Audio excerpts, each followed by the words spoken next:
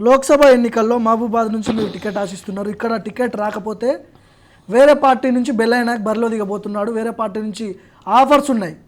దీనికి ఏమంటారు మీరు? నేనేమంటా అంటే కాంగ్రెస్ పార్టీ నాకు టికెట్ ఇస్తుంది, 100% ఇస్తుంది. నేను ఇవ్వకపోతే అంటున్నా. నెక్స్ట్ ఇవ్వకపోతే అనే ప్రశ్నే ఉత్పన్నం కాదు. ఇచ్చినాక ఇవ్వకపోవడం అనే ప్రశ్నే ఎక్కడ కేటీఆర్ ఫోన్ చేస్తున్నాడంట, మాట్లాడుతున్నాడంట, బీజేపీ నుంచి టచ్ లో ఉన్నారంట. చాలా మంది ఇప్పుడు కెపాబిలిటీ ఉన్నటువంటి లీడర్షిప్ను చాలామంది మా దగ్గరికి వస్తే వాళ్ళకు ఉపయోగం ఉంటుంది అనేటటువంటిది అనుకుంటారు. ఇప్పుడు మొన్న ఎన్నికల్లో కూడా కొన్ని సంఘాల వాళ్ళు మరి రేవంత్ రెడ్డి గారిని గెలవంగానే ఏమో అన్నాడని చెప్పి దాన్ని అడ్డం పెట్టుకొని కేసీఆర్ మొత్తం ట్రైబల్ ఓట్లన్నీ గుంజుకుపోదామని ఒక స్కెచ్ చేసిండు. ఓకే, కేసీఆర్ గారు మాట్లాడారు కదా, బెల్లయ్య నాయకు టికెట్ ఇవ్వమని చెప్పి వాళ్ళ సంఘం వాళ్ళు పోతే ఇట్లా వాళ్ళని అవమానపరిచే పద్ధతిలో మాట్లాడిండు అని చెప్పి మొత్తం గిరిజనులను రెచ్చగొట్టే పని కేసీఆర్ గారు చేసిరు కదా, మనం చూసినాం కదా. మరి బెల్లయ్య నాయక్ మీద ప్రేమతో మాట్లాడిండా కేసీఆర్ గారు? కాదు కదా. బెల్లయ్య నాయక్ వెనకాల ఉన్నటువంటి ఆయన మాటకు ఉన్నటువంటి క్రెడిబిలిటీని ఆ సమాజం వింటది కాబట్టి ఆ సమాజంలో ఉండేటటువంటి ఓట్లు ఒక 5 లక్షలన్నా కొట్టుకుపోదాం అనేటటువంటి ఎత్తుగడ విషయం. ఇదే విషయం చెప్పిన నేను టీవీలలో చెప్పిన, మీడియాకి చెప్పిన, మీటింగ్లలో కూడా చెప్పిన. కాబట్టి వెంటనే మా రేవంత్ రెడ్డి గారు బెల్లయ్య నాయక్ గురించి నేను కొట్లాడతా, నేను టికెట్ తీసుకొస్తా అనేటటువంటి మాటను కూడా తను మాట్లాడాడు. నేనేమంటున్నా అంటే ఖచ్చితంగా బెల్లయ్య నాయక్ పార్లమెంట్ టికెట్ వస్తుందని నేను అనుకుంటున్నాను, ఇస్తుందని నేను భావిస్తున్నా. ఎందుకంటే నాకంటే ఎక్కువ సర్వీస్ చేసినటువంటి వాళ్ళు ఉన్నారని నేను అనుకో. నాకు టికెట్ అడుగుతున్న వాళ్ళు పార్టీలో ఉంటారా?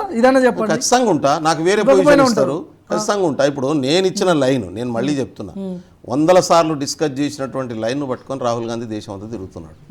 సామాజిక న్యాయం కావాలనే ఎజెండాతో తిరుగుతున్నాడు. ఇవాళ బీసీలకు సమానత్వం కావాలి, ఎస్సీలకు సమానత్వం కావాలి, ఎస్టీలకు సమానత్వం కావాలి, మహిళలకు సమానత్వం కావాలి. సమానత్వం అనే కాన్స్టిట్యూషన్ ప్రియాంబుల్లో ఉన్నటువంటి బేసిక్ సూత్రాన్ని ఇంప్లిమెంట్ చేయాలనేటటువంటిది మొదటి నుంచి మా ఎజెండా, నా ఎజెండా. ఆ ఎజెండాను పట్టుకొని రాహుల్ గాంధీ తిరుగుతుంది ఇవాళ దేశం అంతా.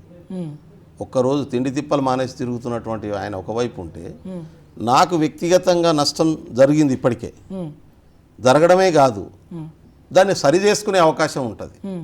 సరి చేసుకుంటారని చెప్పి నేను భావిస్తాను. ఎక్కడ పోయినా కూడా అరే బెల్లన్నకి అన్యాయం జరిగింది కాంగ్రెస్ పార్టీలో, మిమ్మల్ని చూస్తే చాలా జాలేస్తుందని చాలా మంది మాట్లాడుకుంటారట. వాస్తవేనా అది?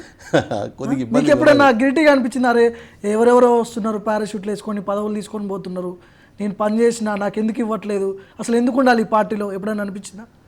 అంటే ఖచ్చితంగా అనిపిస్తుంది, అనిపించకుండా ఉండదు కదా. మనసులో మనం అట్లా అంటే నన్ను నేను మోసం చేసుకున్నట్టు, అబద్ధం మాట్లాడాల్సినటువంటి అవసరం ఉండదు, మనసు సాక్షిగానే మాట్లాడతా. కాబట్టి ఇంత కష్టపడ్డ తర్వాత ఎందుకు కన్సిడర్ చేయట్లేదు, ఎందుకు ఇబ్బంది పెడుతున్నారనే భావన ఉంటుంది. అంటే ఒక సమస్య ఉన్నదంటే నాయకులు తన వ్యక్తిగత ప్రయోజనాల వరకు, తన వ్యక్తిగత పదవుల వరకే పరిమితం అయితే ఎవరికి ఏమి ఇబ్బంది ఉండదు. కానీ ఆ పదవిని సామాజిక ప్రయోజనాల కోసం వాడడం అనేటటువంటి వ్యక్తులు ఎవరైతున్నారో వాళ్ళతోనే సమస్య మిగతా వాళ్లకు. ఇప్పుడు దయాకర్కి కానీ బెల్లయ్యకు కానీ వ్యక్తిగతంగా ఏమి ఉండదు, ఇద్దరు కొన్ని విషయాల్లో కోరిలేటెడ్ అవుతాయి. ఇప్పుడు మా మిస్సెస్ ప్రొఫెసర్ నౌకరీ చేస్తుంది, ఆమె పెంచి తిండి పెడుతుంది, నేను తిరుగుతున్నా. పాలిటిక్స్ అనేది నాకు సేవా రంగమే, నాకు వ్యాపార రంగం కాదు.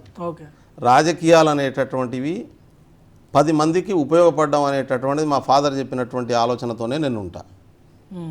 బహుశా దయాకర్ కూడా అదే విధానంతో ఉంటాడు. ఈ 10 మందికి సర్వీస్ చేయాలనేటటువంటిది రాజకీయాల్లో తగ్గిపోయినటువంటి స్థితి కూడా ఉంది. రేపు ఆ తగ్గిపోయినటువంటి స్థితి నుంచి కూడా కొంత నష్టం జరుగుతున్నటువంటి పరిస్థితి ఉంది. దయాకర్ విషయానికి వస్తే, పార్టీనికి వస్తే పక్కన పెడదాం మనం.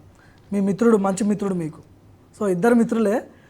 పార్టీని పక్కన పెట్టి మాట్లాడండి, అద్దంకి విషయంలో జరిగింది న్యాయమా అన్యాయమా, ఏం చెప్తారు? హార్ట్ఫుల్గా చెప్పండి.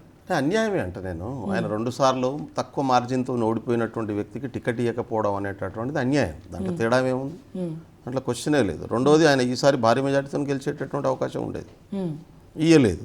పోనీ ఆ తర్వాత అకామిడేట్ చేయడం కోసం ఎమ్మెల్సీకి కూడా ఆయన చివరి వరకు ప్రయత్నం చేసి పార్టీ ఇస్తానని చెప్పి ఆయన పేరుండి తీసేయడం కూడా అన్యాయమే. నేను ఏమంటున్నా అంటే, ఇప్పుడు ఆయన ఉంటే చట్టసభల్లో ఉండడం వల్ల పార్టీకి లాభం జరుగుతుంది కదా, మన వాయిస్కి వెయిట్ పెరుగుతుంది కదా, ఆయన చెప్పేదాంతో ప్రభుత్వానికి అండగా నిలబడేటటువంటి అవకాశం ఉంటుంది కదా. ఆ అవకాశం ఉన్నప్పుడు ఆ అవకాశం కల్పించాల్సినటువంటి బాధ్యత ఉంటుంది. ఎందుకు అది రాకపోవడం అనేటటువంటి ఖచ్చితంగా అన్యాయం. దయాకర్ పట్ల అన్యాయం జరిగింది. అయితే పార్టీ సరి చేస్తుందనే నమ్మకం ఉంది, వెంటనే దాన్ని సరి చేసుకునే. ఎందుకంటే చాలా మళ్ళీ ఎమ్మెల్సీ పదవులు వస్తున్నాయి, రాజ్యసభ వస్తున్నాయి, రేపు పార్లమెంట్ ఎన్నికలు వస్తున్నాయి. ఆయన అడుక్కున్నా, నేనైతే అంటున్నాను వరంగల్ ఏదో ఒక పార్లమెంట్ సీట్ ఆయనకి ఇవ్వండి. ఇప్పుడు ఎమ్మెల్యే ఇవ్వలేదు, తుంగతిర్తి ఇవ్వలేదు, ఎమ్మెల్సీ ఇస్తా అని చర్చ జరిగింది, అది కూడా రాలేదు. వరంగల్ పార్లమెంట్ ఆయన ఆశిస్తున్నాడు. అది కూడా ఇస్తుందో ఇయ్యదో తెలియదు.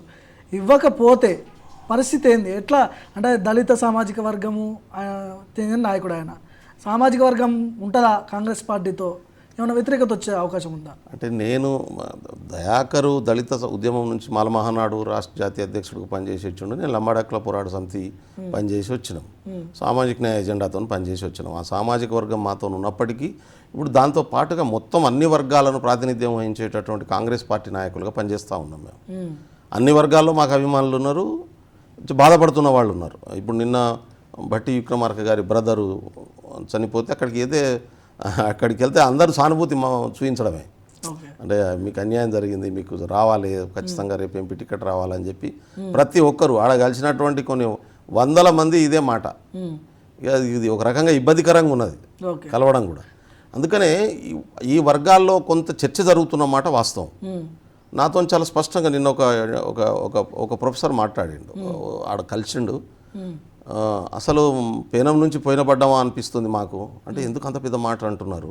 10 సంవత్సరాలు కష్టపడి కదా మీకు కొట్లాడి ఇవాళ కేసీఆర్ చేయలేదు, ఇవాళ రేవంత్ రెడ్డికి రాగానే బారికేట్లు తీసేసిండ్రు. ఒక డెమోక్రటిక్ పాలన, ప్రజాపాలన అందించేటటువంటి ప్రయత్నం జరుగుతుంది, ప్రజలు సెంట్రిక్గా జరుగుతుందంటే ఆయన ఒక్కటే మాట చెప్పిండు. సరే నేను మీరు చేస్తున్న పనులు, రేవంత్ రెడ్డి గారు చేస్తున్న పనులు మంచిగా మంచిగా చేస్తున్నాను, కానీ ఒక లంబాడీగా నేను ఒక బంజారా ఒక ట్రైబల్గా ఆలోచించినప్పుడు మాకు నష్టం జరుగుతుందేమో, మేము నష్టపోయినామేమో భావన అనేది ఎక్స్ప్రెస్ చేసిండు ఆయన. ఇప్పుడు కోమటిరెడ్డి బ్రదర్స్ దయాకర్కి పదవి రాకుండా అడ్డుకుంటున్నారని చాలా ఆరోపణలు ఉన్నాయి. దీని మీద మీ వ్యక్తిగత అభిప్రాయం చెప్తారా ఏమన్నా?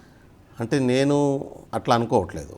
కోమటిరెడ్డి గారికి ఏం వ్యక్తిగతంగా ఉంటుంది? కోమటిరెడ్డి గారు అదే తుంగతుర్తి నియోజకవర్గపు ఎన్నికల సభలో దయాకర్ గారికి పూర్తిగా సహకరిస్తూ ఆయనకు మంచి పొజిషన్ రావాలని చెప్పి ఓపెన్గా ప్రజల మధ్యన చెప్పినటువంటి సందర్భం ఉంది కదా. సరే, ఒక సభలో దయాకర్ మాట్లాడిన మాటల పట్ల ఆయన నొచ్చుకున్నాడు. నేను దయాకర్ దానికి క్షమాపణ చెప్పిండు. తర్వాత దాన్ని వాళ్ళు కూడా సరి చేసుకున్నారు. అది కంటిన్యూ అవుతుందని చెప్పి నేను అనుకోను.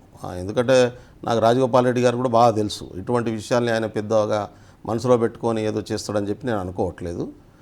కానీ ఆ ఈక్వేషన్స్, ఆ జిల్లాకు సంబంధించినటువంటి ఈక్వేషన్స్లో ఇవాళ దయాకరు అనేటటువంటి ఒక అసెట్, కాంగ్రెస్ పార్టీ గత 10 సంవత్సరాలుగా కొట్లాడినటువంటి అసెట్గా ఉన్నటువంటి వ్యక్తిని గౌరవప్రదమైనటువంటి స్థానంలో పెట్టుకోవడం అనేటటువంటి పార్టీ తీసుకోవాల్సినటువంటి నిర్ణయం. దీంట్లో ముఖ్యమంత్రి చొరవ తీసుకోవాలి. ఆయన పిసిసి అధ్యక్షులు ఉన్నారు కాబట్టి రేవంత్ రెడ్డి గారు దీనికి ఇనిషియేషన్ తీసుకోవాల్సినటువంటి అవసరం ఉంటుంది. ఒకానొక దశలో ముఖ్యమంత్రి, ఇప్పుడున్నటువంటి ముఖ్యమంత్రి రేవంత్ని కాంగ్రెస్ పార్టీలో జాయిన్ చేసిందే బెల్లయ్య నాయక్ అనే చర్చ కూడా జరిగింది. వాస్తవమేనా? అది ఏకీభవిస్తారు దానికి? అంటే జాయిన్ చేసింది ఆయన కాంగ్రెస్ పార్టీకి రావాలని నేను కోరుకున్నా, చాలా బలంగా కోరుకున్నా. లేదా అందులో? ఎస్, నా పాత్ర ఉంది, నేను దాన్ని డినే చేయను. రాహుల్ గాంధీ గారికి ఆయన వచ్చే ప్రయోజనాలు ఏమున్నాయి అనేటటువంటి విషయంలో ఒక నోటు పంపించాల్సిన పరిస్థితి వచ్చినప్పుడు కంప్లీట్గా ఒక నోట్ రాసి ఏ రకాల ప్రయోజనాలు ఉంటాయనేటటువంటి, ఆయన రావడం వల్ల ఎట్లా లాభం ఉంటుందనే విషయంలో ఒక పాజిటివ్గా ఉన్నటువంటి నోటు పంపించినటువంటి మాట వాస్తవం. ఖచ్చితంగా ఆయన వస్తే పార్టీకి లాభం జరుగుతుంది అన్న మాట వాస్తవం. చాలామంది ఒక టీము రేవంత్ రెడ్డి గారితో పాటు కాంగ్రెస్లో జాయిన్ అయ్యారు కదా. దాంట్లో ఉడత లెక్క మనదే ఉన్నది, దాంట్లో చిన్న పని అది మనం చేయగలిగింది.